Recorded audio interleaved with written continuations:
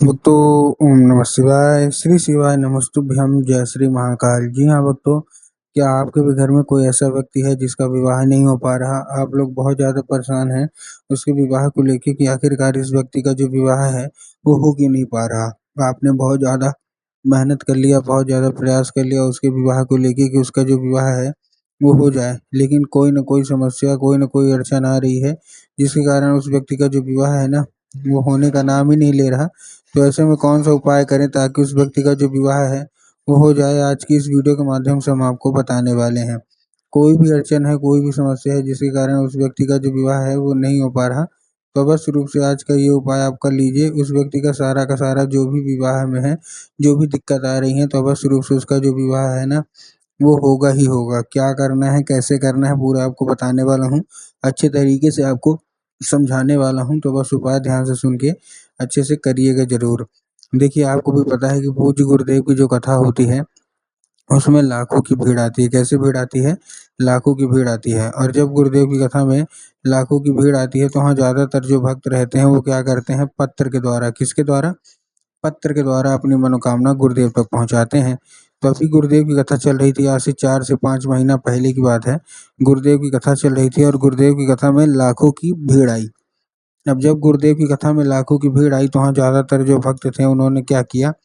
पत्र के द्वारा अपनी मनोकामना गुरुदेव तक पहुँचाई।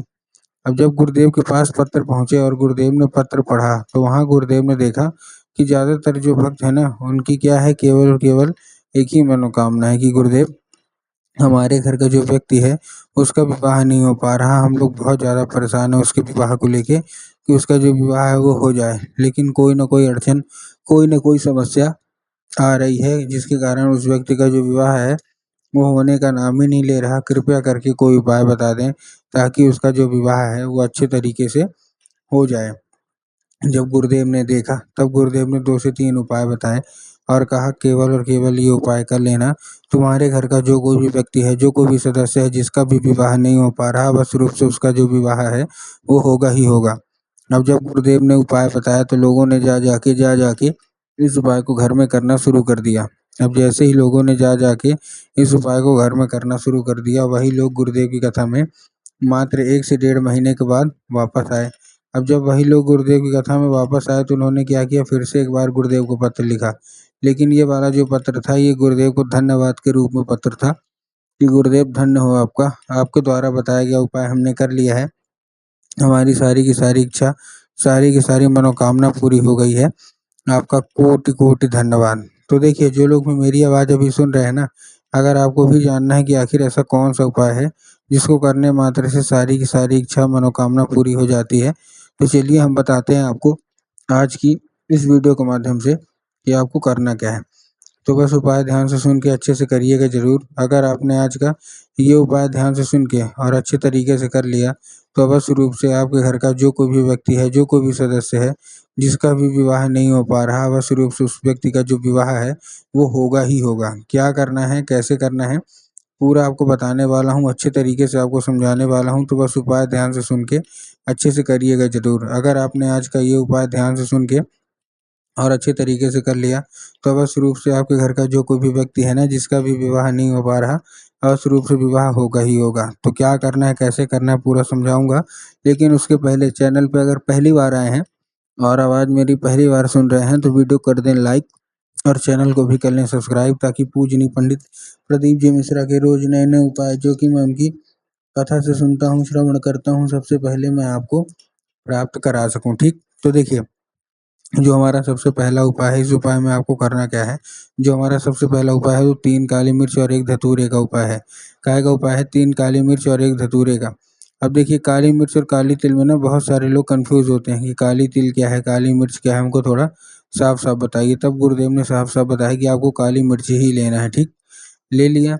अब लेने के बाद आपको करना क्या है? जैसे आपने ले लिया, लेने के बाद आपको 1 धतूरा लेना है और उस व्यक्ति को भेज देना कहाँ? सीधा-सीधा शिव मंदिर। अब जैसे व्यक्ति शिव मंदिर पहुँचेगा, शिव मंदिर पहुँचने के बाद आपको क्या बोलना है?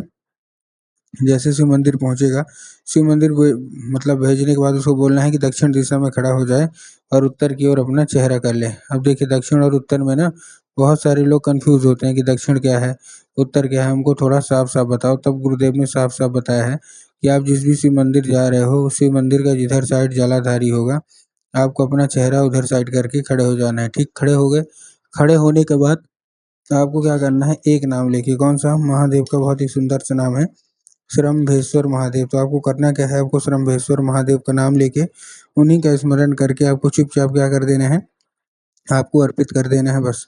पूज्य गुरुदेव कहते हैं कि अगर आपने श्रम्भेश्वर महादेव का नाम लेके उनका स्मरण करके ये उपाय कर लिया, तो अवश्य रूप से जो कोई भी इच्छा है, जो कोई भी मनोकामना है, सारी की सारी इच्छा मनोकामना अवश्य रूप से पूरी होगी ही होगी। ये था कौन-सा? ये था पहला उपाय। अब हम चलते हैं अपने दूसरे उपाय की ओर। अब देखिए दूसरा जो हमारा उपाय है, इस उपाय में आपको क्या करना है, जो दूसरा हमारा उपाय है, इस उपाय में आपको लेना क्या है, केवल और केवल 11 लाल फूल। क्या लेना है? 11 लाल फूल लेने हैं। अब जब आप फूल लेंगे तब आपको ध्यान रखना है कि जो फूल है वो कहीं से भी कटा-फटा या खंडित बिल्कुल भी नहीं होना चाहिए। बहुत सारे लोग फूल लेने में यही गलती करते हैं। तो आपको कहीं से भी कटा-फटा फूल या बेकार फूल नहीं लेना, पहली चीज़। और दूसरी चीज़ आपको ध्यान रखना है कि जो फूल है वो एक किस्म का होना चाहिए। एक किस्म का मतलब अगर आप गुलाब को ले रहे हैं तो केवल-केवल गुलाब के लीजिए, अगर आप गुड़हल के ले रहे हैं तो केवल-केवल गुड़हल के लीजिए। ऐसा नहीं करना कि 2 फूल गुलाब के ले रहे हैं, 3 फूल गुड़हल के ले रहे हैं, 4 फूल किसी और के ले रहे हैं। ऐसा आपको बिल्कुल भी नहीं करना, ठीक? तो आपने ले लिया। अब लेने के बाद आपको करना क्या है, जैसे आपने ले लिया, लेने के बाद आपको पहुँच जाना है सीधा-सीधा शिव मंदिर। अब आपके दिमाग में आएगा कि जाएँगे और जाके बाबा भोलेनाथ के ऊपर अर्पित कर देंगे, जो कि बिल्कुल गलत है। आपको बाबा भोलेनाथ के ऊपर अर्पित नहीं करना, ठीक? आपको क्या करना है, आपको बाबा भोलेनाथ के ऊपर अर्पित नहीं करना, आपको केवल और केवल अर्पित करना है माता सुख सुंदरी के ऊपर। अब देखिए, माता सुख सुंदरी की जगह जिसको पता है उनका तो ठीक, लेकिन बहुत सारे ऐसे लोग हैं जिनको यही नहीं पता कि माता सुख सुंदरी की जगह होती कहाँ है। तब गुरुदेव ने बताया कि आप जिस भी शिव मंदिर जा रहे हैं, शिव मंदिर की जो जलाधारी है, जलाधारी के बिल्कुल बीचों-बीच माता सुख सुंदरी की जगह होती है। तो बस आपको करना क्या है, आपको चुपचाप वहीं जाके अर्पित कर देना है बस। ये था दूसरा उपाय। अब हम चलते हैं अपने तीसरे उपाय की ओर। जो हमारा तीसरा उपाय है, इस उपाय में क्या करना है, इस उपाय में आपको क्या करना है, लाल चंदन लेना और लाल चंदन लेके पहुँच जाना है सीधा-सीधा शिव मंदिर। अब शिव मंदिर जैसे ही आप पहुँचेंगे, शिव मंदिर पहुँचने के बाद अपने दाईं हाथ मतलब राइट हैंड की कोई भी एक उँगली से आपको 3 बार बिंदी के रूप में टीका लगा देना है। और जब आप बिंदी के रूप में टीका लगाएँगे, 3 बार आपको टीका लगाना है और फिर वही उँगली लेके घर आ जाइए। घर आने के बाद आपको करना क्या है, जैसे आप घर आ गए, घर आने के बाद आपको चुपचाप क्या करना है, घर आने के बाद आपको वही उँगली लेके चुपचाप आपको क्या कर देना, वही उँगली लेके माता सुख सुंदरी की जगह में आपको वही लेके अपने घर आना है। और घर आने के बाद आपको चुपचाप क्या कर देना है, घर आने के बाद आपको वही अपने दीवार में लगा देना है। पूज्य गुरुदेव कहते हैं मात्र 1 से 1.5 महीने करके देखिए, अवश्य रूप से जो कोई भी इच्छा मनोकामना पूरी होगी ही होगी।